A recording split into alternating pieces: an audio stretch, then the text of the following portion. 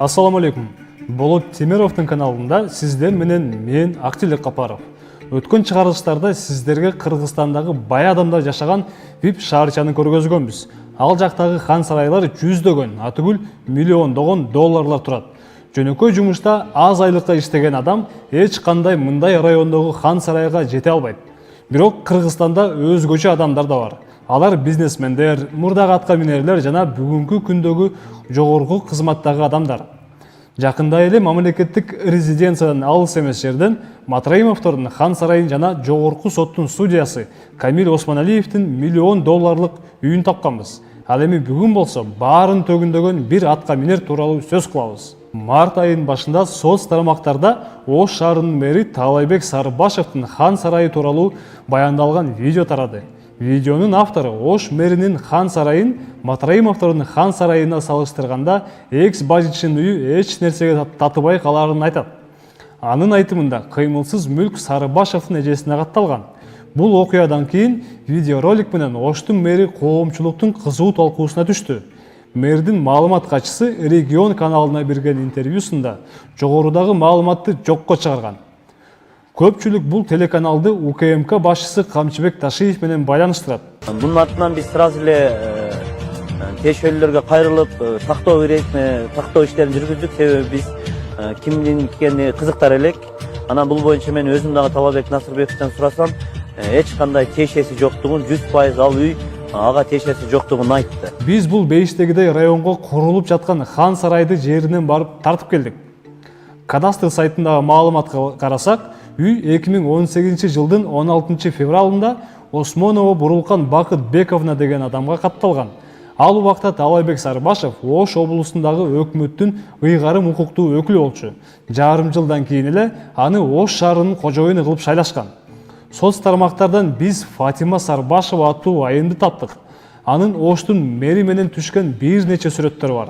Бул анын экинчи аккаунту. Мында анын аты Патиш деп жазылат. Тизме порталы бизге Сарбашева Патила Насирбековнаны чыгарып берди. Мындан улам биз бул айым Сарбашев Таалайбек Насирбековичтин бир тууганы деген жыйынтыкка келдик. Бул анын Facebooktагы баракчасы. Сүрөттө ал Бурул Осмонованы жана Айгерим Бакытбекованы белгилеген. Анда эмесе Айгеримдин аккаунтуна баш багып көрөлү. Фатима анын апасы, ал эми Бурул болсо эжеси. Кыскасы, өлкөнүн эң бай районундагы кыймылсыз мүлк Таалайбек Сарыбашевдин жээни Бурулкан Осмоновага катталган. Мында эмне үчүн мэр маалымат катчысы аркылуу мунун баарын четке кагып, жалган маалымат таратып жатканын суроо жаратат. Эгер ал бул хан сарай менен байланышын четке какса, анда анын коомчулуктан жашыра турган бир нерсеси барбы? Дегеле мында Ташиев менен байланышкан телеканалдын ролу кандай? Алай районуна саякат жасап көрөлү. Бул Гүлчө айылындагы Насырбек Сарыбашев көчөсү. Ал эми бул үй мэрдин апасына караштуу. Көргөн кишилердин айтымында Оштогу жана Бишкектеги үйлөрдүн архитектурасы бири-бирине окшош. Тилекке каршы бизде сүрөтү жок. Эгер сиз Гүлчөдө жашасаңыз, анда салыштырып көрсөңүз болот. Жыргал жашоого болгон кумары Таалайбек Сарыбашевди Ошто дагы жөн койгон жок. Соц тармактарда көпчүлүк анын мамлекеттик резиденцияда жашаганын жазышкан. Далил үчүн биз түштүктөгү резиденцияны оңдоп түзөө үчүн өткөрүлгөн тендерди таптык. Президенттик апартаменттер аны канааттандырган эмес окшойт. 2019 жылы Ош шаардык мэриясынын капиталдык курулуш башкармалыгы 4 тендер өткөргөн. Резиденцияны ремонттоого жана башка кошумча иштерге өткөрүлгөн тендерди Нур Лайн компаниясы 3 миллион сомдон ашык бааны сунуштап утуп алат. Андан кийин резиденцияга эмеректерди сатып алуу үчүн өткөрүлгөн тендерде 580 000 сом менен Азия Груп фирмасы жеңип чыгат.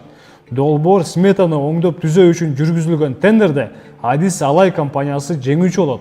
Мына атка минерлердин бизге билине бербеген дүйнөсү ушундай. Кыргызстанда беделдүү өндүрүүчүлөр, белгилүү миллионер программисттер жок. Бирок чиновниктер бар жана аларда бардыгы Бейиштегидей. Сиздер менен мен Актилек Капаров болдум. Келиңиздер. Алардын бардар турмушуна биргеликте кубанып жана жагымдуу музыка угалы. Баарыңызга салам. Сиздер менен Темиров Лайф жана мен Актилек Капаров.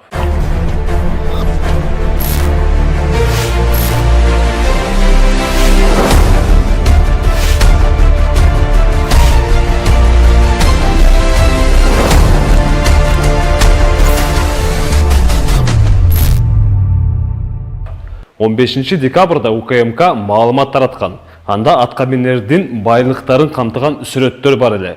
Ошол эле учурда мыйзамсыз баюуга шектелип, жогорку соттун судьясы Камил Осмоналиев камакка алынат. Анан да УКМК тараткан сүрөттөрүнүн бири бизге тааныш учурады. Эсиңизде болсо, бир нече күн мурда Матраимовдордун Хан сарайын $1 миллион жакын сумманы чапчыган үй менен салыштырган элек. Жарыяны жакшылап караган соң биз үйдүн интерьерине маани бердик. Ошол эле бөлмөлөр ошондой эле жасалгасы менен. Анан биз бул Камил Осмоналиевдин үйү экенин түшүндүк. Баарын ирет менен айтсак, Орто Сай айылына жакын жайгашкан районду интернеттен издеп жатып, Сары Өзөн VIP шаарчасында $950 000 үйдү сатыкка коюлганын көзүбүз түштү. Анда Хан сарайдын ички жасалгасын камтыган сүрөттөр абдан көп эле. Биз жарыяда көрсөтүлгөн номерлардын бирине чалдык. Агенттиктин өкүлү интерьер жана эмеректер тууралуу бизге айтып берди. Можно узнать, какой у них там мебель? Италия. Все было сделано под заказ. Да, много привозили из других стран. Чындыгында эмеректер италиялык, коллекциялык мебелдер. Мисалы, конок тосуучу жана уктоочу бөлмөлөр Tiziano линиясынын Arredo классикасы өндүрүшүндөгү эмеректер менен жабдылган. Отурууга, жатууга ылайыкташкан жумшак мебель €3175 турат. Жумшак 2 отургуч ар бири 2400 бааланат. Шахмат үчүн кофе столу €1300. Дубал эмереги үчүн €7300 сурашса, мындай стол €1400 турат.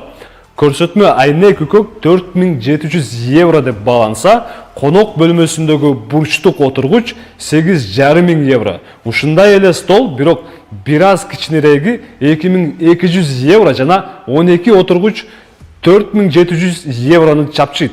Кыскасы, эки гана сүрөттөгү эмеректин жалпы суммасы дээрлик €38 000 жетти. Бул 4 миллион сомдун тегереги. Судьянын декларациясын карайбыз. Белгиленген 3 жыл ичинде Камил Осмоналиев болгону 2 миллион 400 000 сом гана киреше тапкан. Башкача айтканда, Осмоналиевдин тапкан кирешеси конок бөлмөсүнүн курчаган эмеректерге да жетпейт. Биз дагы ашканасын, 2 уктоочу бөлмөсүн, машыгуу жайын жана башкаларын кошкон жокпуз. Осмоналиевдин жакындарынын 3 жыл ичинде тапкан кирешеси болсо 32 миллион сом. Ал эми жарнамада үй $950 000 же 80 миллион сом деп турат. Эми ойлонуп көрүңүз, калган акчаны судья кайдан алган? Бул дагы бар эмес. Сүрөттөрдүн жардамы менен биз элиталык үйдүн схемасын аныктап, Сары Өзөн шаарчасынан аны таптык.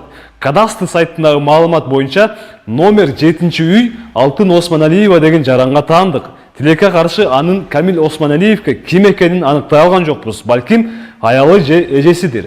Кантсе да бул жерде маанилүү мандем бардай. Эми окуяларды тизмектебиз. 15 декабрда УКМК судьянын кармалышы боюнча атайын маалымат тараткан.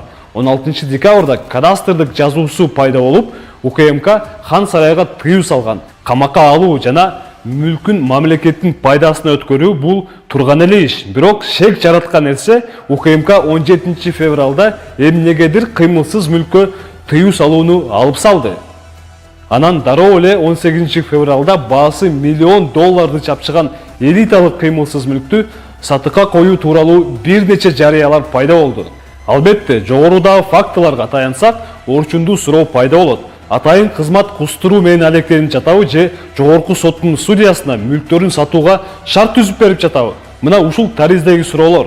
Бул УКМКнын коррупция менен күрөшүүнүн маңызы жөнүндө ойлонуу үчүн маалымат болду. Сиздер менен мен Актиле Капаров болдум. Аман болуңуз жана мыйзамсыз байыбаңыз.